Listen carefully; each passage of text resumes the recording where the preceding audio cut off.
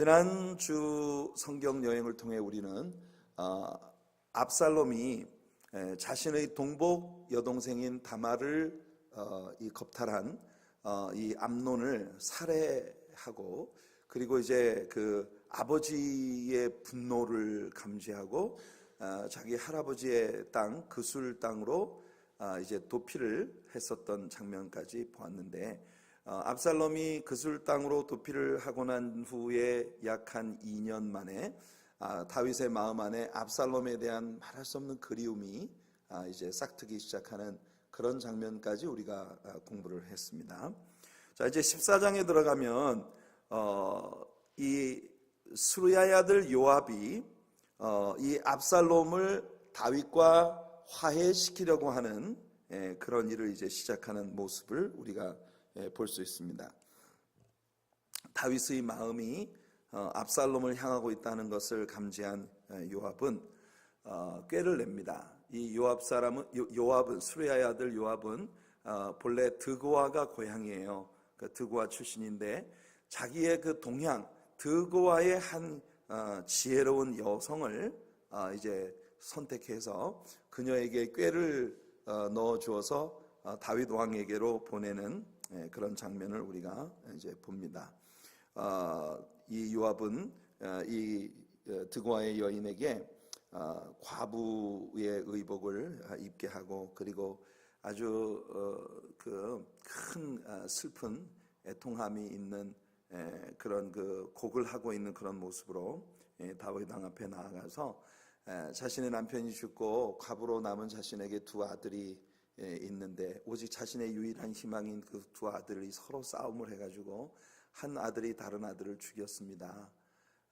그런데 사람들이 와서 그 형제를 죽인 남아있는 하나밖에 없는 아들을 처형을 하겠다고 내놓으라고 이렇게 나한테 복가되니, 나한테 유일한 희망인 하나밖에 없는 희망인 이 아들을 내가 어떻게 이 성난 군중들 앞에 내놓고 이 아이를 죽이라고 하겠습니까? 왕이여, 이 아이를 살려달라고 이렇게 왕에게 이제 와서 상소를 하는 그런 일을 이제 요압이 하게 한 거예요. 그러니까 거짓으로 꾸며서 그녀의 없는 아들을 억지로 만들어 가지고 두 아들 중에 한 아들이 다른 아들을 죽였다. 사람들이 이 아들을 보복을 하려고 내놓으라고 하는데, 이 아들이 죽으면 나는 죽은 목숨입니다. 남편도 없고 과부인 내게 하나밖에 없는 아들 마저 죽으면 나는 이 세상에서 희망이 다 끊어지는 거 아닙니까? 왕이여, 나를 불쌍히 여기소서 하면서 이제 왕에게 와서 이야기를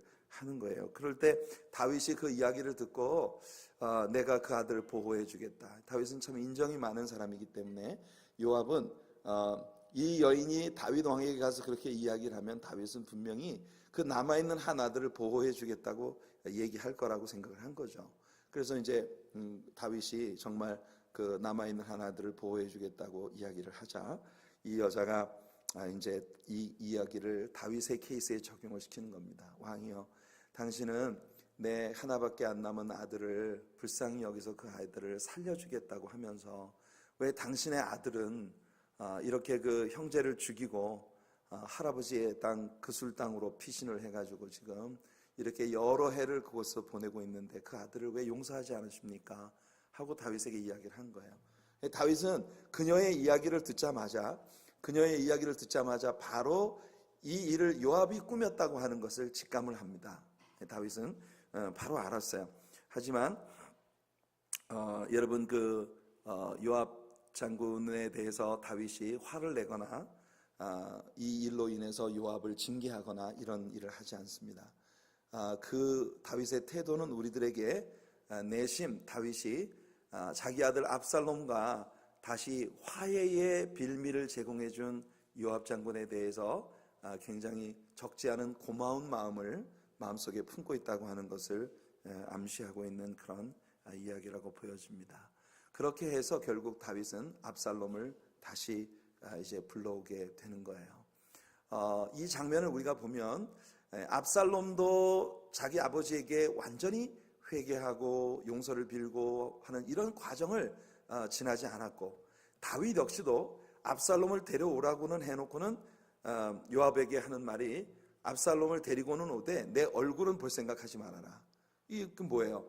완전히 용서해 주는 것도 아니고 그렇다고 해서 완전히 뭐 압살롬을 버린 것도 아니고 어정쩡하게 데려오기는 데리고 오되 내 얼굴은 볼 수 없다. 그러니까 이게 둘 다, 양쪽 다, 압살롬도 완전히 잘못을 뉘우치고 아버지에게 용서를 비는 것도 아니고 그런 과정 없이 그냥 다시 어물쩡 받아들여졌는데 다윗 역시도 압살롬을 완전히 용서한 게 아니고 내 얼굴은 볼 생각하지 말아라. 얼굴을 못 본 지 5년이라는 세월이 지나갈 때까지 압살롬을 그냥 방치해두는 이와 같은 상태로 있습니다. 자, 그런데 이런 이야기들이 거론되는 시점에 갑자기 압살롬의 외모에 대한, 그의 준수한 외모에 대한 칭찬이 성경에 갑자기 등장을 합니다. 여기 사무엘하 14장 25절부터 27절까지 나오는 말씀을 보시게 되면 온 이스라엘 가운데서 압살롬같이 아름다움으로 크게 칭찬받는 자가 없었으니 그는 발바닥부터 정수리까지 흠이 없음이라. 그의 머리털이 무거움으로 연말마다 깎았으며 그의 머리털을 깎을 때 그것을 달아본 즉 그의 머리털이 왕의 저울로 200세겔이었더라. 이렇게 이야기를 하고 있습니다. 여러분, 지금 압살롬도 완전히 자신의 잘못을 뉘우친 게 아니고 아버지 다윗도 압살롬을 완전히 용서한 것도 아닌 어정쩡한 관계로 그냥 압살롬이 다시 돌아와서 다윗 왕 근처에서 그냥 이렇게 어물쩡 어른거리고 있는 이와 같은 시츄에이션에서 갑자기 압살롬의 외모에 대한 칭송이 여기에 등장하는 것이 굉장히 흥미로운 이야기입니다. 특별히 그의 그 머리카락 이야기가 여기 왜 갑자기 나옵니까? 이런 것을 바로 추리소설의 기법 가운데 복선이라고 하는 겁니다. 복선. 지금 압살롬의 머리카락에 대한 이야기가 여기 나오는 건 나중에 이 머리카락에 관한 이야기가 다시 등장을 하게 되기 때문이에요. 여러분들 다음 주에 압살롬이 전쟁에서 죽임을 당하는데 그의 머리끝에서 발끝까지 흠이 없이 정말 무결점 미남이었던 그의 외모의 아름다움, 그 중에 최고의 자랑거리 중에 하나가 그의 이 아주 빛나는 머릿결이었거든요. 근데 그 머릿결 때문에 압살롬이 죽임을 당하게 됩니다. 그러니까 이게 복선이에요, 복선. 지금 이렇게 머릿결 이야기를 슬쩍 하고 넘어가는데 나중에 그 압살롬의 머릿결 때문에 압살롬이 죽임을 당하게 되는 이런 광경을 봅니다. 자, 여기서 우리는 다윗과 압살롬의 화해에 대하여 한번 생각해 볼 필요가 있겠습니다. 과연 우리는 이것을 화해라고, 진정한 화해라고 부를 수 있는 것일까요? 압살롬에게는 아직도 뚜렷한 뉘우침, 참회 이런 증거가 없습니다. 다윗의 용서도 완전한 용서가 아닙니다. 이건 화해가 아니죠. 여러분, 하나님과 우리들의 관계를 여기에 한번 접목시켜 보도록 합시다. 우리를 향하신 하나님의 용서는 이 순간 다윗이 압살롬을 받아들이는 것과는 완전히 차원이 다른 그런 용서와 화해입니다. 여러분, 우리 하나님께서는요, 그 아들 예수 그리스도의 피값을 지불하시고 우리가 저지른 모든 죄의 무거운 값을 다 치루어 주셨어요. 그래서 우리가 하나님 앞에 자복하고 나올 때에 우리를 향하신 하나님의 용서는 반쪽짜리 용서가 아닙니다. 내가 너를 용서는 하되 내 얼굴은 볼 생각하지 말아라. 하나님은 우리들에게 이렇게 하지 않으신다는 겁니다. 우리가 참혹한 죄인으로 이 땅에 태어났고 참혹한 죄 가운데 살아온 사람들이지만 우리가 하나님 앞에 우리의 죄를 회개하고 우리 주님의 자녀된 그런 자녀로서 우리가 하나님 앞에 믿음으로 나아가게 되면 하나님께서는요, 그 아들 예수 그리스도의 십자가에 흘리신 보혈로 우리의 죄를 완전히 도말시켜 주시고 그리고 우리를 완전히 의롭다함을 받은 칭의 되어진 하나님의 자녀로 우리를 불러주셔서 다시금 하나님의 임재 앞에서 하나님의 임재 앞에서 하나님의 얼굴을 뵙고 하나님을 찬양하고 주님께 기도하고 하나님을 예배할 수 있는 그런 하나님과의 깊은 사귐에 회복되어지는 그런 은혜를 우리에게 주신다는 거예요. 믿습니까? 그러니까 이게 여러분 다윗이 압살롬을 어물쩡 이것도 아니고 저것도 아닌 그런 그 상태로 받아들인 것처럼 하나님은 우리를 그렇게 받아들이지 않으신다는 겁니다.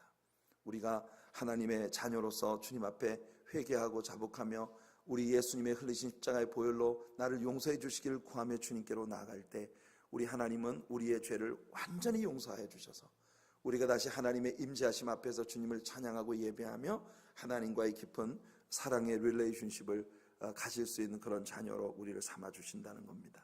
그렇기 때문에 하나님께서는요, 우리들에게도 우리가 누군가 우리의 형제의 허물에 대해 용서를 한다고 할 때는 다윗과 같은 식으로 내가 너를 용서했어, 되게 내가 아주 큰 은혜를 베풀어 준 것처럼 유세를 하면서 그러면서도 사실 막상 마음속에는 깔끔하게 완전히 용서를 해주지 않은 채로 아주 짙은 앙금을 이 마음속에 가지고 있어서 무슨 이슈만 일어나면 그게 또 막 일어나가지고 옛날에 용서했다고 했던 것까지 다 끄집어내가지고 또다시 그걸로 사람을 갖다 상처를 입히고 아픔을 주는 이런 이 다윗과 지금 압살롬의 이 어정쩡한 관계가 나중에 얼마나 큰 비극을 불러오게 되는가 하는 것을 우리는 여기서 좀 눈여겨보고 마음에 두어야 합니다. 여러분이 14장을 충분히 읽어 오셨을 것이라고 생각하고 아마 14장 안에 나타나는 이 이야기를 여러분들이 잘 이해하셨을 거라고 믿고 14장을 넘어가도록 하겠습니다. 15장으로 들어가면 이제 압살롬의 반란이 드디어 burst 되는 그런 모습을 우리가 봅니다. 압살롬의 반란이 이제 터져 나옵니다. 우리는 지난주에 이 압살롬의 반란이 어떻게 시작되었는지에 대해서 주일 아침 설교를 통해서 잘 배웠어요. 다윗의 장남 암논이 죽었기 때문에 이제 그 다음 서열인 이 압살롬이 가만히만 있어도 왕위를 계승할 수 있는 그런 위치에 이제 오르게 되었다고 하는 것입니다. 사실 이 암논과 압살롬 사이에 길르압이라는 또 다른 아들이 하나 있긴 있었어요. 근데 그 길르압이라고 하는 이 아들에 대해서는 성경이 그 아들의 명단을 기록하는 데에서만 단 한 차례 언급을 했을 뿐 이 길르압이라는 사람이 어떤 인생을 살았는지에 대해 성경이 전혀 언급을 하고 있질 않아요. 그래서 대개 성경학자들은 이 길르압이라는 인물에 대해서 추측하기를 둘 중에 하나일 거겠죠. 하나는 이 아이가 너무 어린 나이에 일찍 죽었거나, 옛날에는 그런 케이스가 많았지 않습니까? 아이들을 여럿 낳지만 우리나라에 옛날에 그런 어른들이 그런 말 했어요. 애를 한 10명쯤 낳아가지고 전쟁으로 한 3명 잃고 그 다음에 일찍 잘 못 먹고 영양실조 뭐 이래서 이런저런 병 들어서 또 한 몇 명 죽고 그리고 한 3명 건지면 다행이다, 이런 참 굉장히 자조적인 비극적인 이야기입니다만 옛날 어른들이 그런 이야기를 하는 걸 들었어요. 그러니까 옛날에는 정말 이 한 아이가 태어나서 건강한 성인이 되는 나이까지 이렇게 자라는 것만 해도 일단 굉장히 부모로서 성공을 하는 거였던 겁니다. 이제 그런 개념에서 생각해 볼 때 길르압이라는 아들은 아마 너무 어린 나이에 죽어서 길르압이라는 이 아이의 인생이 성경에 어떤 주목할 만한 어떤 것도 남기지 않았기 때문일 가능성이 제일 크다, 이렇게 봅니다. 그렇지 않다면 이 길르압이라고 하는 이 아들은 다윗의 아들이긴 하지만 그러나 다윗 왕가에서 그의 삶을 유지하지 않고 어린 나이에 이 다윗 왕가에서 멀리 떠나서 어디 그냥 유랑하며, 옛날에는 이제 왕족이지만 사실은 그 왕가에 머무는 것을 굉장히 아주 넌덜이 나는 그런 비극적인 정치적인 그런 갈등, 이런 것들이 아주 혐오감을 가져서 왕가에서 멀리 떠나서 배회하면서 그냥 이름 없이 인생을 보내는 그런 왕족들도 많았었기 때문에 길르압이라는 사람의 인생이 그런 것이었든지 아마 둘 중 하나였을 것이라고 생각을 합니다. 그래서 어떻든 길르압이라는 인물은 어려서부터 다윗 왕가의 왕위를 계승하는 어떤 정치적 성향에서는 제외되었던 그런 인물로 그렇게 보는 거죠. 그래서 만일 압살롬이 사고만 치지 않으면 다윗에게 여러 아들들이 있었지만 사실 다윗의 성향을 가장 많이 빼닮은 게 바로 압살롬이거든요. 그래서 다윗은 압살롬을 정말 사랑했습니다. 나중에 다음 주에 우리가 그 압살롬의 죽음의 장면을 보게 됩니다만, 이번 돌아오는 주일 아침 설교에서 압살롬의 죽음의 광경을 바라보는 다윗의 심정 속에서 우리를 향하신 예수님의 심정을 우리가 함께 다루게 될 것입니다. 그런데 이 상황에서 보면 다윗이 압살롬을 정말 얼마나 사랑했는가 하는 걸 우리가 여기서 보게 됩니다. 그러니까 압살롬이 정말 가만히만 있었으면 다윗의 왕위를 계승할 수 있는 그런 아주 최고의 특혜를 누릴 수 있는 위치에 있었다는 거죠. 그런데 압살롬이 여기서 반란을 일으키는 것은 자기가 왕의 후계자가 되는 것 가지고도 양해한찮은 거예요. 당장 아버지를 뒤집어 엎어야 된다. 그러니까 이런 개념을 가지고 지난 주일 아침 설교에서 우리는 루시퍼의 타락과 오늘날도 사탄이 백성들의 마음을 도둑질해가는 이 부분에 대한 것을 우리 같이 나누었습니다. 그래서 압살롬은 성문으로 가서 정치적 성향을 가지고 항상 원망과 불평을 가진 사람들의 마음을 도둑질해가는 그와 같은 일을 이제 하고 있었다는 걸 우리가 지난 주일 아침 설교를 통해 배웠어요. 여러분, 다시 한번 여러분들에게 리마인드 시켜드립니다. 우리가 항상 있잖아요, 마음 안에 불평하고 원망하는 그런 그 마음을 늘 품는 것이 습관이 되어버리면 있잖아요, 마귀에게 마음을 도둑질 당하기 딱 좋은 그런 위치에 여러분이 있는 거예요. 항상 여러분들의 마음을 감사로 채우고 찬양으로 채우는, 주님을 향한 뜨거운 사랑으로 여러분들의 마음을 채우는 그런 여러분들이 되시기를 축복합니다. 세상에 많은 여러분들의 신앙생활의 환경은요, 여러분들의 믿음의 감격과 즐거움을 빼앗아가고 여러분들의 마음속에 불평과 원망을 자꾸 들어차게 만드는 이런 일을 사탄이 하는 거예요. 그게 뭐냐면 바로 사람의 마음을 빼앗으려는 마귀의 괴계라는 거예요. 그래서 압살롬이 성문 어귀에 서서 정치적 성향을 가진 사람들의 마음을 빼앗아가는 그런 모습을 지난 주일 아침에 우리가 배웠던 것입니다. 자, 7절 8절 한번 읽어볼게요. 여기 좀 우리가 주목해 볼 만한 일이 있습니다. 7절 8절 읽어볼게요. 시작. 4년 만에 압살롬이 왕께 아뢰되 내가 여호와께 서원한 것이 있사오니 청하건대 내가 헤브론에 가서 그 서원을 이루게 하소서.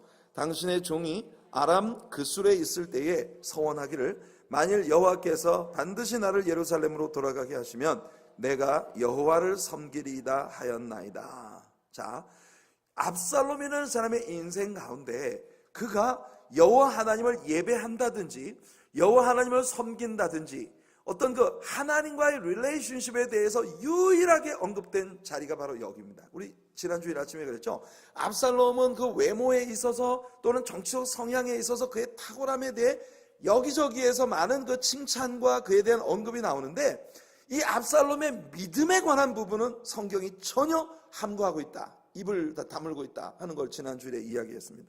지금 여기서는 압살롬이 다윗을 속이기 위하여 거짓말을 하는데 하나님을 섬기는 일을 여기서 압살롬이 입에 올리고 있는 모습을 보니까 유일하게 압살롬이 하나님과의 관계에 대해 언급되고 있는 유일한 부분이 이게 속임수예요. 속임수. 여러분, 참 이게 비극 아니겠습니까? 아까도 봤듯이 정수리에서 발바닥까지 결함이 없는, 결점이 없는 그런 미모를 갖추고 있었던, 아름다운 외모를 갖추고 있었던 그런 압살롬이 신앙적인 면에 있어서는 어떠한 면에서도 전혀 칭찬받을 만한 일이 성경에 언급되고 있지 않다는 것은 비극입니다. 여러분들은요, 겉으로 드러나는 그런 외모나 여러분들이 가지고 있는 인간적인 어떤 그런 특혜들, 이런 것으로 사람들에게 인지되어지는 사람이 아니라 여러분의 내면에 숨은 속사람, 여러분들의 영이 하나님의 성령으로 아름답고 늘 주의 은혜와 은사가 충만하여 하나님의 기쁨이 되어지는 그런 훌륭한 신앙인의 모습으로 많은 사람들에게 기억되고 칭찬되어지는 그런 우리 성도님들의 삶이 되기를 예수님 이름으로 축복해 드립니다. 자, 여기 보면 4년 만에 이렇게 말을 했어요. 7절에. 그 말은 압살롬이 성문에 와서 백성들의 마음을 도둑질해가는 일을 한 지 4년 만에라는 그런 개념이 되겠습니다만, 킹제임스 버전에서 이 7절을 보면요, 우리말 성경에서 4년이라고 번역된 이 구절이 킹제임스 버전에서는 40년이라고 되어 있는 것을 우리가 보게 됩니다.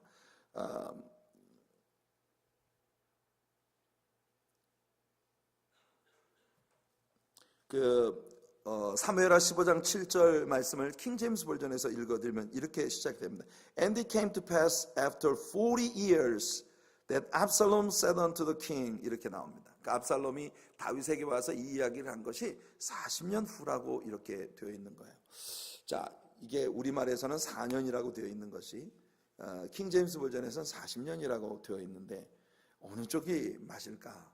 아마 우리 한글 성경은요, 구약 성경을 70인역 헬라어 번역본인 이 셉튜아진트를 이제 그 원본으로 사용을 해서 번역을 한 것으로 알고 있고, 킹 제임스 버전은 이것이 아주 최초의 히브리어 사본으로 그렇게 번역을 직접 월드 투 월드로, 월드 바이 월드로 번역을 한 것으로 알고 있기 때문에 원본에 서로 상이점이 있어서 번역상으로 이렇게 차이가 났습니다만 4년과 40년은 굉장히 큰 차이죠.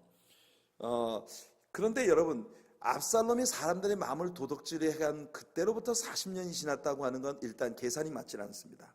왜냐하면 여러분, 우리가 압살롬의 전체 통치 기간이 몇 년이라고 배웠습니까? 압살롬의 전체 통치 기간이 40년 6개월입니다.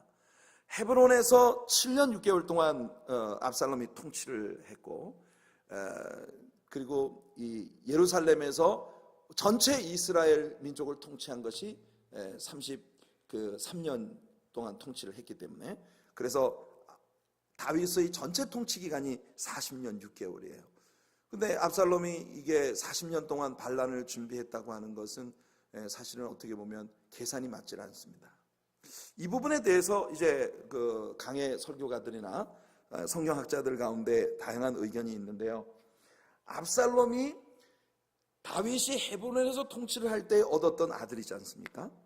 그러니까 만일 이 아이가 태어나자마자 반란을 획책했다면 그때부터 40년일 수 있다, 이런 계산이 나오는 거예요. 왜냐하면 이게 압살롬이 헤브론에서 다윗이 통치하는 기간 중에 태어난 아들이기 때문에. 그런데 우리가 그런 가능성도 전혀 배제할 수가 없다는 거예요. 왜 그러냐면 우리가 이미 여러 차례 다뤄온 대로 압살롬은 그술왕 달메가 낳은 마아가라는 딸의 아들입니다. 다윗이 가드 땅에 망명을 하고 있는 기간 중에 괜히 그술 사람들을 공격을 해가지고 그술 왕을 처치하고 그 딸을 빼앗아 강탈해 갖고 와가지고 그 딸을 자기 아내로 삼았어요. 그게 마아가라는 그런 다윗의 아내 아니겠습니까? 그녀가 바로 다말이라고 하는 여자와 이 압살롬이라는 아들을 낳은 거예요. 그러니까 압살롬은 굉장히 비극적인 역사를 가지고 있는 아이입니다. 이 아이가 출생할 때 마아가라는 그의 어머니가 다윗의 아내가 된, 원래는 그술왕 달메의 딸이었다가 아버지를 처치하고 딸을 빼앗아 가지고 온 다윗에게서 이 아이를 낳았을 때, 여러분 한번 생각해 보세요. 모세의 어머니 요게벳이 사실은 히브리 사람들 이 땅에서 완전히 멸절시키려는 계획을 가지고 있었던 바로왕에 대한 반감을 가지고 이 모세를 젖을 먹이며 모세의 유모가 되어서 모세의 젖을 먹이면서 끊임없이 모세의 귀에 어린 시절부터 너는 히브리인이야, 하나님의 자녀야, 너는 하나님의 영광을 위해서 이 민족을 바로왕으로부터 해방시키기 위하여 하나님이 너를 태어나게 하셨어, 이런 민족 정신이나 또는 신앙에 관한 교육을 그 어머니 요게벳이 다윗의 귀전에 젖먹이는 어린 아이 때부터 계속 그 아이의 귀에 들려주었을 가능성을 우리는 절대 배제할 수가 없습니다. 모세라는 사람이 40살이 되었을 때 사실은 모세가 이미 이제 하나님께서 나를 통하여 우리 민족을 해방시키실 것이라는 사실을 모세는 기대했었다는 이야기를 스데반 집사가 사도행전 7장의 설교 가운데 했던 걸 우리가 배운 바 있지 않습니까? 그런 관점에서 생각해 본다면 충분한 개연성이 있는 것이, 마아가가 압살롬이라는 아들을 낳아놓고 이 압살롬을 젖을 먹이며 계속 그에게 너는 내 할아버지, 외할아버지, 그술왕 달메의 원수를 갚아야만 해. 저 다윗은 사실 너에게 굉장히 인자한 아버지처럼 보이지만 사실은 저놈은 우리 집안의 원수야. 이렇게 하면서 이 마아가가 압살롬의 귀에 어린 시절부터 계속 다윗에 대한 반역적인 마음을 심어주었을 가능성도 완전히 배제할 수는 없다는 거예요. 그러니까 이게 킹 제임스 버전에서 40년이라고 하는 이야기가 압살롬이 태어나던 그 해로부터 반란이 준비되었다는 그런 방식으로 해석을 하는 이들도 많이 있다는 것을 여러분들에게 참고로 일러드립니다. 그러니까 이 성경을 바라보는 여러 관점 가운데 이런 해석도 있을 수 있다는 걸 여러분들이 염두에 두고, 그러니까 압살롬이라는 아들이 이렇게 우연히 돌발적으로 이렇게 아버지에게 반란을 시도한 것이 아니라 이 압살롬의 출생의 배경에서부터 반란의 씨앗이 이미 잠재되어 있었다라고 하는 것을 우리가 배제할 수 없다는 걸 여러분들이 염두에 두실 필요가 있다는 거예요. 어떻든 압살롬은 성문 얻기 위해서 계속 백성들의 마음을 도둑질했고 드디어 그가 설정한 D-Day가 온 것입니다. 그랬을 때 그는 다윗에게 와서 아버지에게 내가 헤브론으로 가서 하나님을 그곳에서 예배하겠다고, 내가 그술 땅에 아버지를 피해서 그술 땅에 숨어 있었던 때 하나님께 내가 서원을 했으니 그 서원을 갚으러 헤브론으로 가겠습니다 하고 다윗 왕에게 허락을 받는 거예요. 다윗은 압살롬의 말을 액면 그대로 믿고 압살롬을 헤브론으로 보내는 것입니다. 바로 그 헤브론에서 압살롬은 반란의 마지막 모든 계획을 세워서 반란을 이제 시도하기 위하여 다윗에게로 다시 돌아오게 되는 거죠. 9절 10절을 한번 읽어볼게요. 이렇게 헤브론으로 가겠다는 아들 압살롬에게 다윗이 하는 말이 여기 나옵니다. 왕이 그에게 이르되 평안히 가라 하니 그가 일어나 헤브론으로 가니라. 이에 압살롬이 정탐을 이스라엘 모든 지파 가운데 두루 보내 이르기를 너희는 나팔 소리를 듣거든 곧 말하기를 압살롬이 헤브론에서 왕이 되었다 하라. 그러니까 나팔 소리가 들리거든 압살롬이 우리의 왕이다 하고 외치라는 겁니다. 여러분이 기억하시겠습니다만 헤브론이라고 하는 땅은 과거에 다윗이 유다 지파를 중심으로 통치를 시작했던 장소입니다. 사울이 죽자 사울의 군장이었던 아브넬이 사울 왕의 수하에 최고 군 통수권자로서의 자신의 지위를 끝까지 유지하기 위하여 자질도 없는 사울 왕이 남긴 이스보셋이라고 하는 아들을 왕위에 세우고 11지파를 통합해서 다윗과 전쟁을 하는, 대치하는, 내전을 시도하는 그런 장면이 있었습니다. 그때 다윗은 바로 헤브론 땅에서 유다 지파를 중심으로 이스라엘의 왕이 되기 위한 그런 정치적 행보를 시작했던 곳이에요. 그러니까 헤브론이라고 하는 것은 그 아버지에게 있어서는 정말 굉장히 이 한 사람의 정치인으로서 그에게 대단한 성공을 가져온 그런 그 추억이 있는 장소였던 것이에요. 압살롬은 아버지에 대한 반란의 장소로 헤브론을 선택했습니다. 이것은 압살롬이 굉장히 정치적인 인물이라는 것을 우리들에게 보여주고 있는 것이고, 얼마나 다윗의 마음에 아주 크나큰 상실감을 끼치려고 하는 그런 공격을 압살롬이 시도하고 있는가 하는 것을 우리가 보게 되는 거예요. 자, 이게 11절을 읽어보시면 여기에 우리가 좀 염두에 두어야 할 그런 인물들이 나옵니다. 11절 읽어볼게요. 그때 청함을 받은 200명이 압살롬과 함께 예루살렘에서부터 헤브론으로 내려갔으니 그들은 압살롬이 꾸민 그 모든 일을 알지 못하고 그저 따라가기만 한 사람들이라. 자, 여기 청함을 받은 200명이 나옵니다. 압살롬에게 초청받은 200명. 이 압살롬에게 초청받은 200명이 누구냐 하면 예루살렘의 유지들이에요. 예루살렘의 유지들 200명이 압살롬에게 초청을 받았어요. 근데 이 사람들은요, 압살롬이 뭔 짓을 꾸미려고 하는지 알지도 못하고, 다만 압살롬이 왕의 아들인데 왕의 아들인 압살롬이 잔치를 연다고 하니까 그냥 압살롬에게 따라가서 붙은 그런 인물들입니다. 그런데 이 200명은 분별력이 없는 사람들이에요.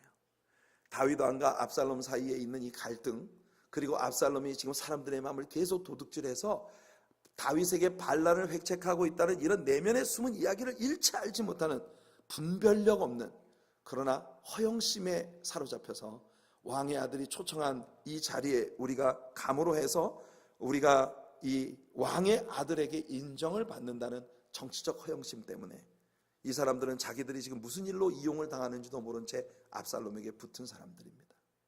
우리가 인생을 살아가다 보면 늘 이런 사람들이 있어요. 이런 사람들이 꼭 있습니다.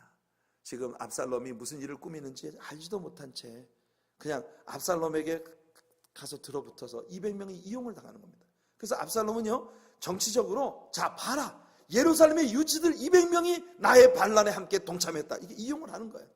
근데 이 사람들은 자기들이 이용당하는 것도 모른 채 압살롬이 뭔 짓을 하는 것도 모르면서 다만 정치적인 허영심에 들떠서 압살롬과 합세하고 있는 그런 모습을 보이고 있는 거예요.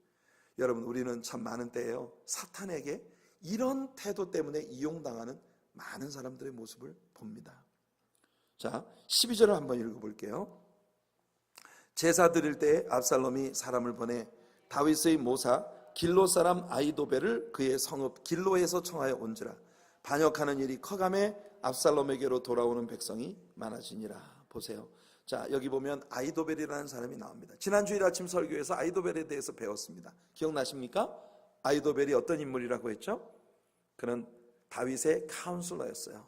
다윗의 친구이면서 어린 시절부터 다윗의 옆에서 항상 지혜로운 말로 다윗을 카운슬링 해주는 그런 인물이었어요. 늘 단짝이었어요. 이 사람은요, 그냥 정치적인 행보에 있어서만 카운슬러, 모사 역할을 해준 것이 아니라 신앙생활에 있어도 어린 시절부터 늘 교회당에 함께 다니고 함께 가 성전에서 예배하고 그런 어린 시절을 함께 보냈던 그런 인물이에요. 그러니까 다윗이 굉장히 이 사람을 의지하는 사람입니다. 더군다나 왕의 모사이기 때문에 다윗 왕이 자신의 허물이나 약점, 그 내면에 숨어있는 어떤 갈등이나 아픔 이런 것들을 다 쏟아놓고 카운슬을 구했던 그런 인물인데, 이 아히도벨이 압살롬의 초청을 받아서 압살롬에게 가서 붙어버린 거예요. 그러니까 이것은 다윗에게는 정말 치명적인 상처가 되었던 거죠. 지난주일에 아침 설교에서 제가 시편 55편을 인용해서 나에게 반기를 들고 나에게 대적을 하는 자가 내 원수였다면 차라리 내가 경계심이라도 가질 수 있었는데, 내가 정말 즐거이 어린 시절 함께 성전에 다니고 즐거이 의논하고 모든 내 마음을 쏟았던 내 친구가 나에게 등을 돌리고 나에게 지금 반역을 하고 있다고 하는 이 아픔을 토로하고 있는 다윗의 시를 우리가 읽었습니다.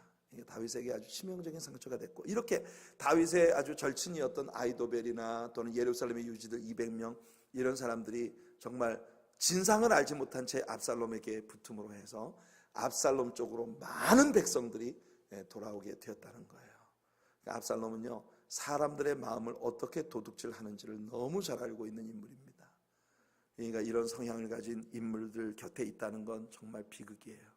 여러분 인생을 살아가며 특히 신앙생활을 하면서 우리가 함께 스틱 어라운드 하는, 내가 늘 함께 지내고 함께 동행하는 내 친구들, 신앙 안에서의 나의 동역자들이 주로 어떤 사람들인가 하는 것을 늘 여러분들이 살필 수 있는 그런 지혜가 여러분들에게 있으시길 바랍니다.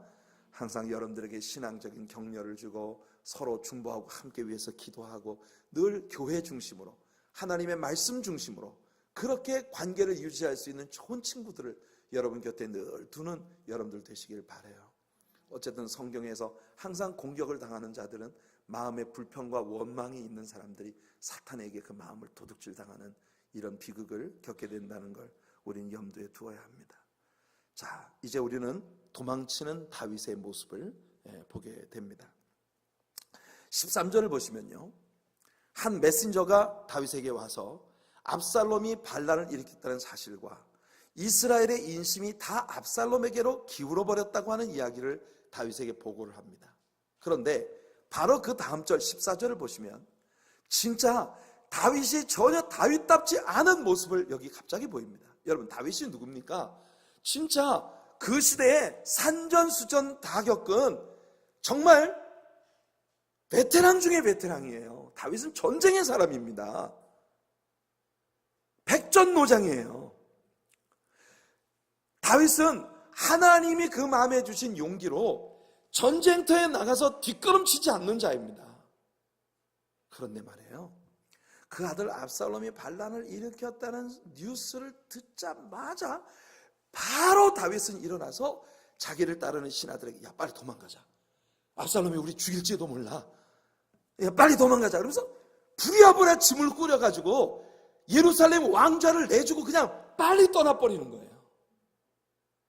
우리는요, 바로 이 광경이 다윗이 정말 다윗답지 않은 그런 모습을 보이는 부분이라는 걸 우리가 압니다.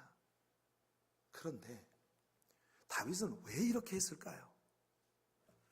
우리 충분히 짐작할 수 있지 않겠습니까? 다윗에게는요, 일단 성경상으로 명백히 두 가지 이유가 있습니다. 압살롬의 반란의 소식을 듣자마자 다윗은 압살롬과 한 번도 싸우려고 하지 않고 바로 야 짐 싸가지고 빨리 도망치자. 정말 아마 신하들이 깜짝 놀랐을 겁니다. 요압 장군이, 왕이요, 대체 무슨 일입니까? 이렇게 하고도 남았을 그런 리액션을 지금 다윗이 보이고 있는 거예요.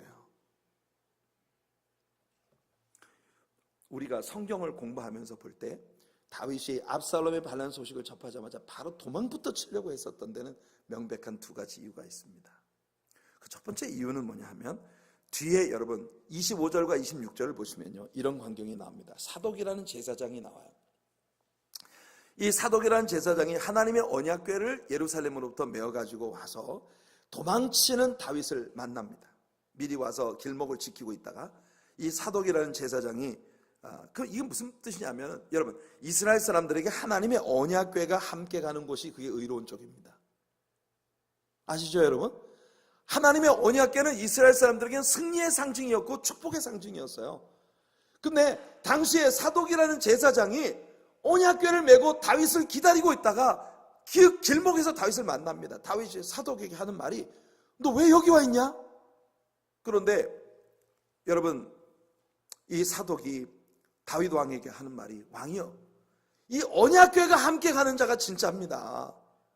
그래서 이 사독은 하나님이 당신과 함께, 왕과 함께 계시다는 것을 나타내는 그런 증거로 내가 이 언약궤를 당신과 함께 가려고 메어가지고 왔습니다. 다윗이 그때 사독을 보고 하는 말이, 여러분, 여기 나옵니다. 왕이 사독에게 이르되 하나님의 궤를 성읍으로 도로 메어가라. 만일 내가 여호와 앞에서 은혜를 입으면 도로 나를 인도하사 내게 그 궤와 그 계신대를 보이시리라. 그러나 그가 이와 같이 말씀하시기를 내가 너를 기뻐하지 아니한다 하시면 종이 여기 있사오니 선히 여기시는 대로 내게 행하시옵소서 하리라. 여러분, 이 구절을 통해서 다윗은요, 그의 믿음을 보여주고 있는 거예요. 다윗은 이 사건이 왜 일어났는지를 너무 잘 알고 있습니다. 이 지금 자신에게 벌어지고 있는 이 압살롬의 반란, 그 반란 주변에 일어난 이 일련의 사건들은 모두 하나님께서 개입되어 계신 일이라는 걸 다윗은 믿고 있는 거예요. 이건 자신이 저질렀던 모든 잘못들에 대한 하나님의 징계성, 그런 그 일이라고 하는 걸, 사건이라고 하는 걸 다윗은 인지하고 있는 겁니다. 그래서 다윗은요, 하나님 앞에서 이 일을 고스란히 당하기를 원하는 겁니다. 하나님이 결정하셨다면 내가 하나님의 뜻대로 당하겠습니다.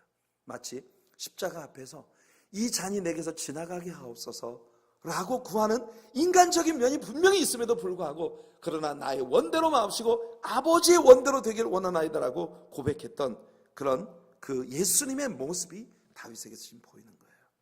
그러니까 다윗이 예루살렘을 지금 떠나는 이유는 뭐냐면, 하나님께서 자신을 지금 징계하시는데 미련 떨고 예루살렘에서 어떻게든 자기 자리를 지켜보겠다고 하는 건 자살행위나 마찬가지나, 차라리 얼른 자신이 그렇게 사랑하고 아끼는 왕자를 떠나서 차라리 하나님 앞에 엎드려 회개하고 자복하며 하나님께서 자신을 회복시켜 주시면 감사하고, 만일 하나님이 나를 회복시켜 주지 않는다면 나는 그대로 그냥 내 인생 끝나는 게 정답이다. 이게 다윗의 마음이에요. 무슨 뜻인지 이해되십니까, 여러분? 우선 다윗의 마음의 첫 번째는 이 모든 일을 하나님이 행하시는 일이라고 하는 것에 대한 믿음이 있었다는 거예요. 그래서 하나님이 나를 아주 망하게 하지는 않으실 것이다. 그래서 다윗은 사독에게 그런 믿음의 고백을 하고 있는 것이에요. 그 다음에 두 번째 이유는 여러분, 누구나 다 당장 짐작할 수 있는 것이죠. 반역을 일으키는 자가 누굽니까? 다윗이 너무나 사랑했던 아들입니다. 여러분, 압살롬은요, 애송이에요. 압살롬이 지금 굉장히 정치적 성향을 지닌 인물로 자라났다 하더라도 압살롬은 아직 전쟁의 경험이 정말 일천한 그런 아주 한낱 애송이에 불과한 거예요. 지금 다윗 옆에 있는 군사들은 누굽니까? 요압 장군 같은 사람은요, 백전노장입니다. 어떻게 압살롬이 요압하고 대치를 할 수가 있겠어요? 다윗이 저놈 잡아라 명령만 내리면 바로 끝입니다. 그 반란을 일으킨 자가 자기 아들이기 때문에 다윗은 그 아들과 대치를 할 수가 없는 겁니다. 다윗은 압살롬에게 기회를 주기를 원했던 거예요. 그래서 다윗은 신속히 짐을 꾸려서 떠납니다. 떠나면서 자기의 권속들을 다 자기를 따르게 하되 후궁 10명을 예루살렘 궁에 남겨두어서 궁궐을 지키게 합니다. 그런데 여기에 보면 가드에서 온 600명이 왕의 앞에 진행했다 이렇게 되어 있습니다. 야, 정말 대단한 충신들 아닙니까? 여러분, 가드에서 온 600명이 누굴 말하는 거예요? 다윗이 가드 땅으로 망명을 했을 때 그를 추종하던 600명이 있었습니다. 기억나시죠? 그 사람들이 지금 이 시점까지도 왕의 호위 군사들로 왕과 함께하고 있다는 거예요. 참, 다윗은 말이에요, 정말 그 곁에 너무 멋진 남자들을 두고 있는 사람입니다. 그러니까 제가 예전에 얘기했죠. 다윗은 여자를 사랑하는 데는 참 실패했어요. 그러나 다윗은요, 주변에 있는 남자들로부터 굉장한 충성과 사랑을 받은 그런 인물이에요. 솔로몬과 정반대죠. 솔로몬 옆에 솔로몬을 위해 목숨을 걸었던 남자들에 관한 이야기가 전혀 안 나오고, 솔로몬 옆에 1000명이나 되는 여자들에 대한 이야기만 성경에 나오는 것을 봐요. 그러니까 다윗과 솔로몬은 성향이 완전 반대예요. 그래서 다윗은 솔로몬을 사실 굉장히 못마땅하게 여겼었던 그런 인물 중에 하나입니다만, 자, 어떻든 궁궐에 10명의 후궁을 남겨두고 그리고 이제 떠납니다. 자, 참 충성스러운 600명의 다윗이 그 광야의 들사람으로 살던 때부터 함께했던 충신들이 다윗을 따르고 있습니다.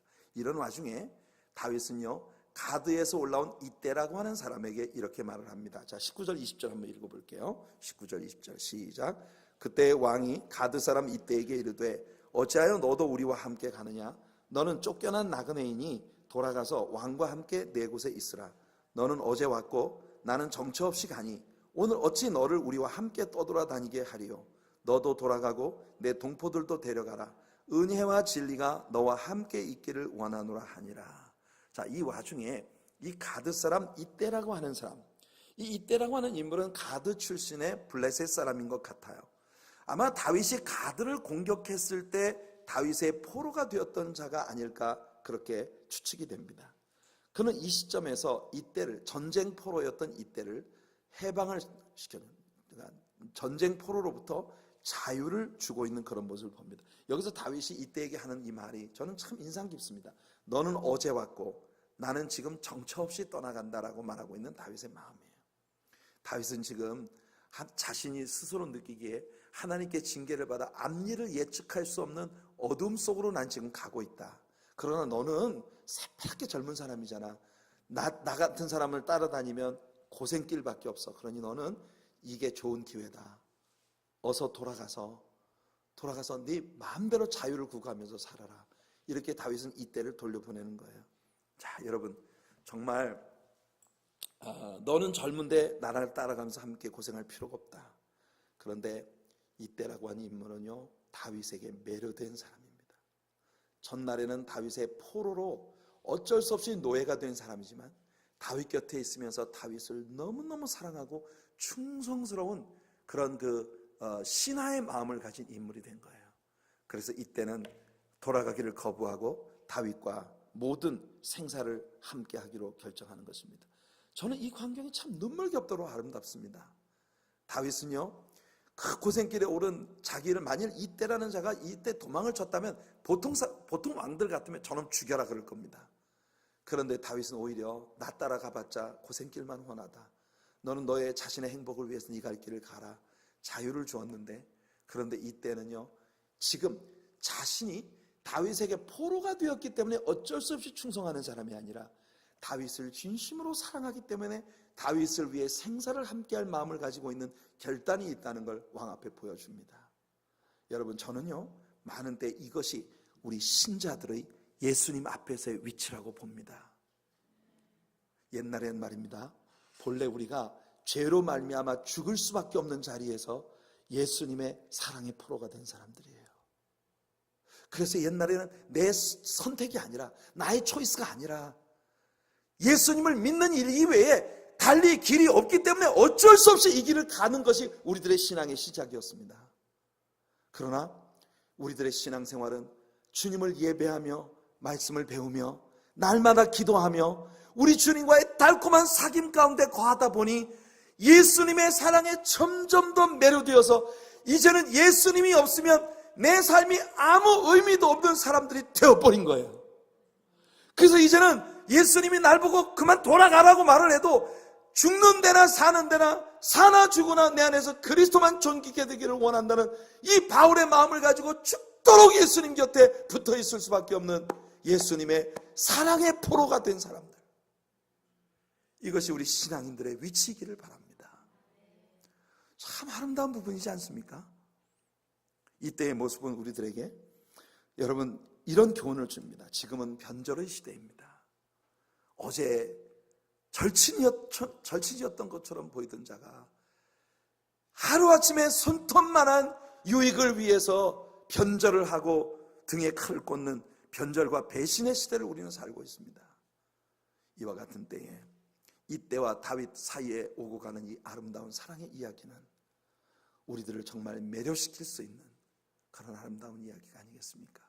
예수님과 여러분 사이에 이런 사랑이 날마다 더 깊어가는 그런 은혜가 있기를 예수님의 이름으로 축복해드립니다.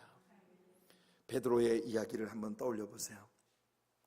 요한복음 6장 66절로 69절에 이런 말씀이 나옵니다. 지금은 바로 베세다에서 물고기 2마리와 보리떡 5개로 5,000명을 먹인 이 역사로 예수님의 일행이 배를 타고 바다 건너편으로 왔더니 군중들이 먼저 와서 기다리고 있는 거예요. 떡을 얻어먹었기 때문에. 그래서 예수님이 너희들은 떡을 얻어먹었기 때문에 나를 따라오느냐? 너희 조상들은 광야에서 하늘에서 내린 거룩한 떡을 먹고도 죽었다. 이제부터 너희는 내 살을 먹어야 된다. 내 피를 마셔야 된다. 여러분, 육신의 떡을 먹고 좋아서 따라온 사람들에게 예수님은 본격적인 복음을 가르치기 시작합니다. 그러자 사람들이 이 말씀은 너무 어렵도다. 그 말은 이 말씀은 이해하기가 너무 어렵도다. 우린 그냥 떡 먹고 싶어서 왔는데, 그냥 떡 얻어먹고 싶어서 왔을 뿐인데 뭐 우리를 앉혀놓고 이렇게 신학적인 깊이가 있는 이런 설교를 하다니 이건 우리가 도저히 받을 수 없는 것이야, 이러면서 사람 다 떠나가 버렸어요. 그러니까 예수님도 예수님을 따라오는 많은 사람들을 일단 다 돌려보낸 분이세요. 마이너스 부흥을 하신 분이에요. 위로가 참 많이 됩니다. 일단 예수님의 말씀을 듣고 많은 사람이 이 말씀은 어렵도다 이러고 다 떠나가 버렸다니까. 그때 말입니다. 바로 그 시점에 예수님의 제자들을 보고 말씀하신 거예요. 너희도 가려느냐? 이때 베드로가 예수님께 드린 고백이 여기 나오는 거예요. 예수께서 12 제자에게 이르시되 너희도 가려느냐? 시몬 베드로가 대답하되 주여 영생의 말씀이 계심에 우리가 누구에게로 가오리까? 우리가 주는 하나님의 거룩하신 자이신 줄 믿고 알았사옵나이다. 베드로의 이 고백은 주님, 우리는 이제 적어도 떡 먹기 위해 예수님 따르는 자들이 아닙니다. 예수님 안에 영생의 말씀이 계신 것을 알고 주님을 따르는 자들입니다. 이 고백이 예수님께 얼마나 큰 사랑이 되었겠습니까? 여기 23절을 보시면 많은 사람들이 다윗과 함께 동행한 것을 봅니다. 엘리야는 주님을 위해 정절을 지키며 고난받는 자신이 너무 외롭게 하나밖에 남지 않은 유일한 의인이라고 생각했습니다. 하지만 하나님은 그의 눈을 뜨게 해주셨고 외롭게 주님을 섬기기 위해 끝까지 정절을 지킨 바알에게 무릎 꿇지 않은 사람 7,000명이 아직도 남겨져 있다는 것을 보여주셨습니다. 성도 여러분, 우리 복음의 길을 갑시다. 우리 하나님의 말씀을 따라갑시다. 아직도 이 세상이 다 전멸한 것처럼 보여도 아직 바알에게 무릎 꿇지 않은 7,000명을 우리 하나님 남겨두신 줄로 믿습니다. 본질을 우리가 바르게 세운다면 하나님께서는 구원받는 사람의 수를 날마다 더하게 하시는 진정한 의미의 영적 부흥을 우리 교회 안에 허락하실 줄로 믿습니다. 자, 아까 잠시 언급된 적이 있는 사독이 언약궤를 메고 온 것에 대해 사독을 예루살렘으로 돌려보내는 다윗의 이야기가 여기 나옵니다. 24절 25절 한번 읽어볼게요. 24절 25절입니다. 시작. 보라, 사독과 그와 함께한 모든 레위 사람도 하나님의 언약궤를 메어다가 하나님의 궤를 내려놓고 아비아달도 올라와서 모든 백성이 성에서 나오기를 기다리도다. 왕이 사독에게 이르되 보라, 하나님의 궤를 성읍으로 도로 메어가라. 만일 내가 여호와 앞에서 은혜를 입으면 도로 나를 인도하사 내게 그 궤와 그 계신대를 보이시리라. 여러분, 여기 사독이라는 사람이 나옵니다. 이 사람 대제사장이에요. 나중에 신약 성경에 보면 사두개인들이라는 명칭을 가진 이스라엘의 정파가 나옵니다. 이 사두개인이라는 이름이 바로 이 사독이라는 제사장의 이름에서부터 왔어요. 세주시스, 사독 계파의 제사장들이라는 뜻이에요. 그래서 여러분, 예수님 당시에 이스라엘의 정치 종교를 장악하고 있었던 두 개의 계파가 있었는데 바리새인들과 사두개인들이죠. 그러니까 사두개인들은 바로 이 제사장 계파입니다. 성전 중심으로 활동을 하던, 바리새인들은 회당을 중심으로 율법을 가르치던 율법사들 계열의 사람들이에요. 그래서 이 사독이라는 인물이 굉장히 이스라엘의 역사에 있어서 중요한 그런 인물입니다. 어떻든 다윗은 사독과 그 아들들 제사장들을 예루살렘으로 언약궤를 도로 매가라고 말합니다. 여기서 우리는요, 하나님이 나를 따라오는 게 아니야, 내가 하나님을 따라가야지, 그게 다윗의 믿음의 본질이라는 걸 보여주고 있는 거예요. 다윗은 왕으로서의 권력을 이용해서 이 제사장들을 전부 나를 따르게 함으로써, 사울은요 제사장들 죽였잖아요. 도배 85명의 제사장을 죽였지 않습니까?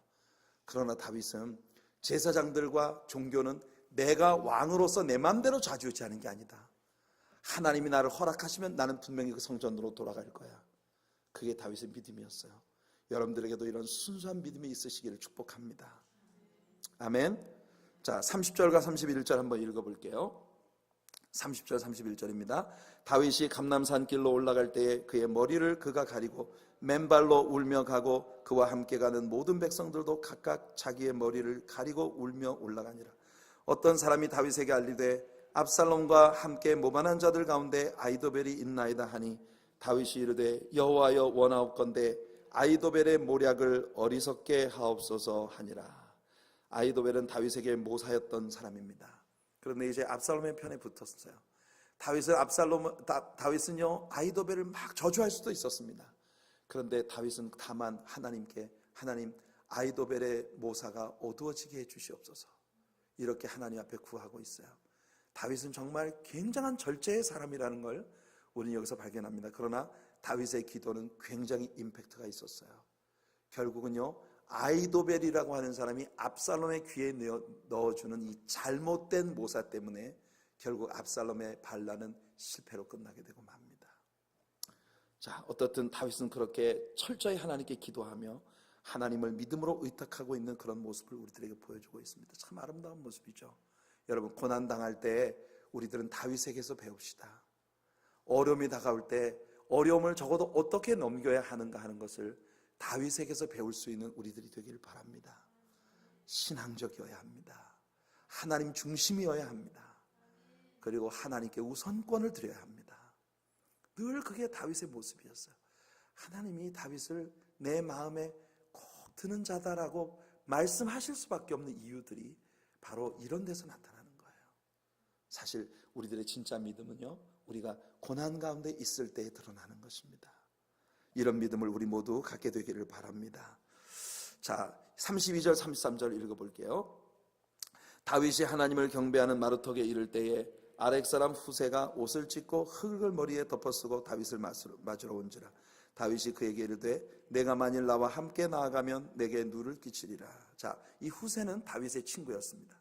그가 슬퍼하며 다윗에게로 올 때 다윗은 그 친구에게 예루살렘으로 돌아가서 대신 나의 스파이가 되어달라고 이렇게 요청을 합니다. 역대상 27장 33절을 보면 아히도벨은 왕의 모사가 되었고 아렉 사람 후세는 왕의 벗이 되었다, 이렇게 이야기하고 있는 것을 볼 수 있습니다.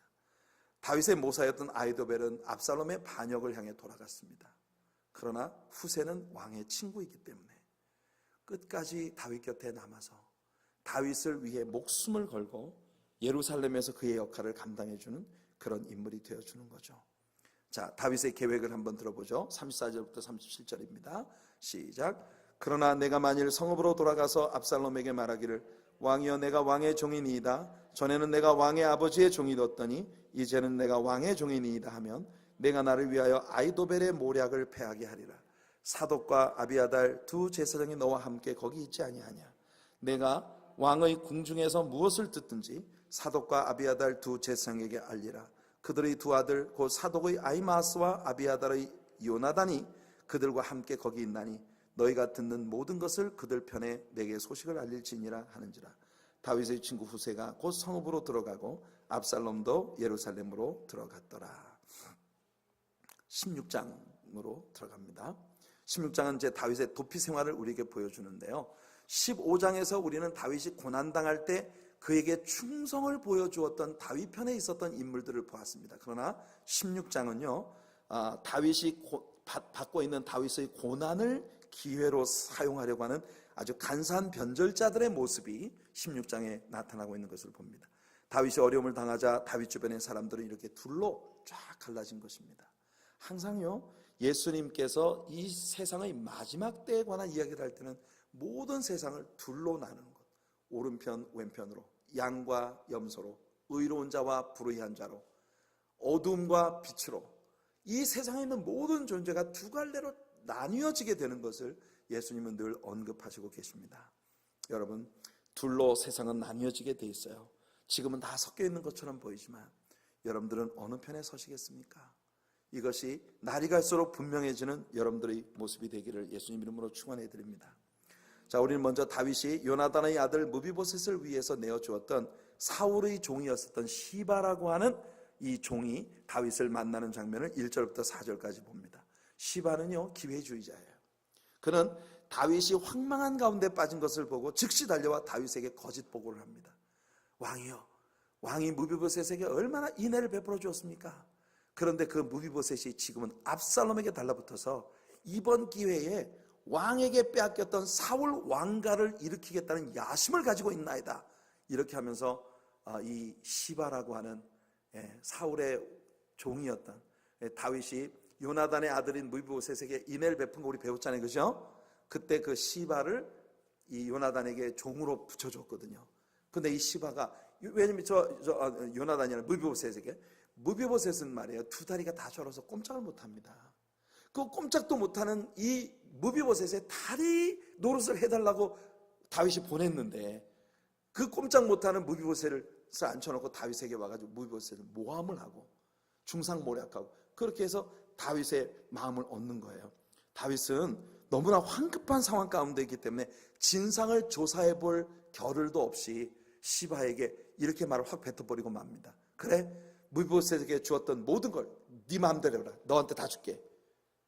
다윗이 진상을 파악해보지 못한 채 시바의 말만 듣고 무비보셋이 반역에 동참했다는 이야기를 듣고 다윗이 그만 너무 엉겁결에 시바에게 그렇게 이야기를 합니다. 그러나 나중에 여러분, 다윗이 다시 왕위에 회복되기 위하여 요단강 건너편에 설 때 시바가 여러분 다윗에게 나와가지고 여러분 정말 이렇게 비는 그런 모습을 나중에 여러분들 보시게 될 거예요. 이번에는 시므이라는 자가 나옵니다. 이 시므이라는 자가 다윗을 저주하는데 5절부터 8절까지입니다. 시므이는 다윗을 피를 흘린 자라고 불렀어요. 블러디맨. 어쩌면 이 부분은요, 반적 진리 맞습니다. 다윗은 블러디맨이죠. 그래서 하나님의 성전을 짓는 데서도 불합격되었던 인물 아니겠습니까? 그러나 여기서 시므이가 하는 말은 다 거짓말이에요. 다윗에게 하는 말이, 네가 옛날 너의 주인 사울 왕을 배신하고 사울 왕의 집안에 칼을 들이대더니 지금은 하나님이 너에게 그 원수를 갚고 계시다, 이렇게 이야기를 하고 있는 것입니다. 그러니까 이 시므이는 아마도 벤자민 지파에 속한 그런 인물이기 때문에 사울 왕가에 대한 사울 왕가의 몰락에 대한 말할 수 없는 아쉬움을 가지고 있었는데, 사실은 이게 다윗이 한 게 아니고 하나님이 하신 거거든요. 근데 그 앙심을 마음속에 품고 있다가 다윗이 이렇게 압살롬의 반란으로 비극적인 상황에 처해지자 다윗에게 와서 막 다윗을 조롱하는 거예요. 이때 다윗의 장군 중에 하나인 아비새라는 자가 나서서 시므이를 내가 당장 쫓아가서 저놈을 영원히 입을 다물게 하겠나이다, 이렇게 왕에게 이야기합니다. 여러분, 이 흥분하는 모습을 보면 누가 생각납니까? 저는 이 광경을 보면 바로 베드로가 생각나요. 예수님을 체포하러 온 무리들에게 칼을 휘두르던 베드로, 후세가 막 칼을 뽑아들고 왕이여 명령만 내려서 저놈 저 개만도 못한 놈을 그냥 당장 가서 내 죽여버리겠습니다, 이렇게 막 흥분하고 있는 거예요. 예수님 베드로에게 거물도로 집에 꽂아라, 칼을 쓰는 자는 칼로 망한다 하면서 내가 아버지께서 내게 주신 잔을 어찌 거부할 수 있겠느냐. 예수님은 그때도 십자가, 당신에게 다가오는 십자가가 사람들로부터 오는 게 아니라 하나님께로부터 온다는 걸 고백했습니다. 근데 다윗도 똑같이 말하고 있어요. 다윗도 이 고난이 압살롬 때문에 오는 게 아니야, 하나님이 내게 주시는 거야. 근데 내가 어찌 이것을 마다할 수 있겠느냐. 아비새를 진정시키는 다윗의 모습을 우리가 봅니다. 베드로전서 2장 23절에 예수님에 대해서 이렇게 말합니다. 욕을 당하시되 맞대어 욕하지 아니하시고 고난을 당하시되 위협하지 아니하시고 오직 공의로 심판하시는 이에게 부탁하신 예수님. 여러분, 늘 우리들이 인생을 살아가면서 우리들이 어떤 그 반감을 가진 사람들과 대치되는 그런 관계 가운데 있을 때 늘 이런 예수님의 마음을 취할 수 있는 우리들이 꼭 될 수 있기를 간절히 바랍니다. 자, 우리가 이제 뛰어넘어서 12절부터 14절까지 말씀을 볼게요. 혹시 여호와께서 나의 원통함을 감찰하시리니 오늘 그 저주 때문에 여호와께서 선으로 내게 갚아주시리라 하고, 다윗과 그의 추종자들이 길을 갈 때에 시므이는 산비탈로 따라가면서 저주하고 그를 향하여 돌을 던지며 먼지를 날리더라. 왕과 그와 함께 있는 백성들이 다 피곤하여 한 곳에 이르러 거기서 쉬니라. 다윗은 이 시므이의 저주가 오히려 나에게 축복이 될 것이라고 믿고 있습니다. 여러분, 우리 이런 의연한 믿음을 가질 수 있기를 바랍니다. 아멘. 지금 우리에게 다가오는 그런 아픔들이 다 고스란히 우리의 축복이 되어서 우리에게 올 것을 믿는 우리들이 되기를 간절히 바랍니다. 저는 여기에서 14절에 왕과 백성들이 다 피곤해서 한 곳에 이르러서 거기서 쉬니라 이렇게 말씀이 나오고 있는데, 여기서 그들이 쉬었다는 말, 그들이 쉬었다는 이 말이 참 매력적이에요.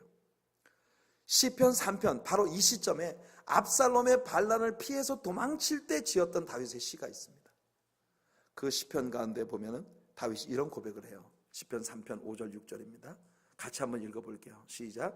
내가 누워 자고 깨었으니 여호와께서 나를 붙드심이로다. 천만인이 나를 에워싸 친다 하여도 나는 두려워 아니하리이다. 사랑하는 성도 여러분, 우리들에게 하나님이 이런 믿음 주시기를 바랍니다. 참 많은 때 우리가 다윗처럼 이런 위치에 빠진다고 우리는 잠들지 못할 거예요.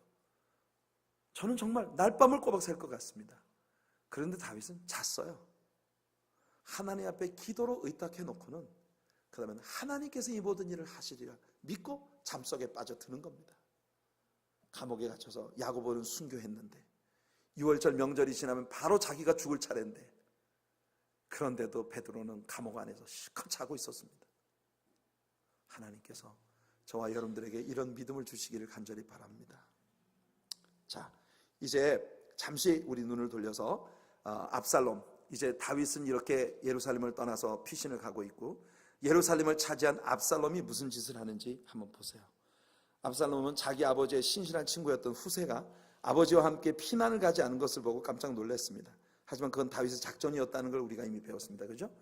전에는 왕의 아버지의 신하였지만 지금은 당신의 신하입니다 하면서 후세가 압살롬의 마음을 얻는 그런 장면이 나와요.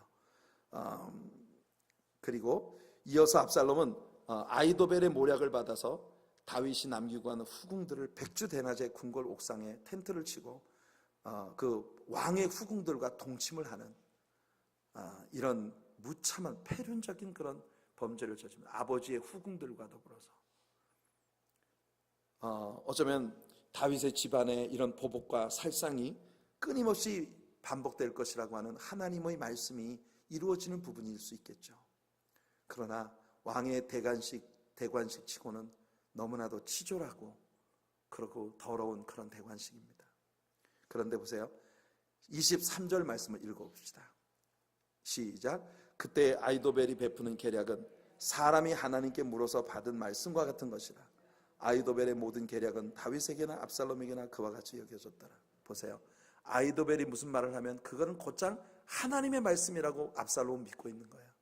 근데 아까 다윗이 기도했죠. 뭐라고 기도했습니까? 아이도벨에게 어리석은 모략을 주시도록 기도했지 않습니까?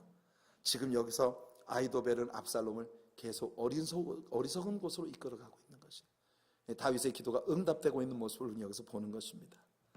다윗은 환난의 날을 맞았지만 그는 반드시 왕으로 다시 복귀합니다.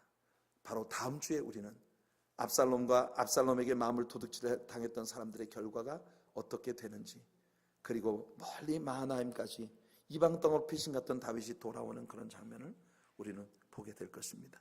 성도 여러분, 오늘 우리는요, 우리의 마음을 마귀에게 도둑질 당하는 자들이 되지 않기, 항상 우리의 마음을 지키는 그런 우리들이 되길 간절히 바랍니다. 잠언서 4장 23절에 솔로몬이 말합니다. 무릇 지킬 만한 것 중에 더욱 내 마음을 지키라. 생명의 근원이 이에서 나느니라.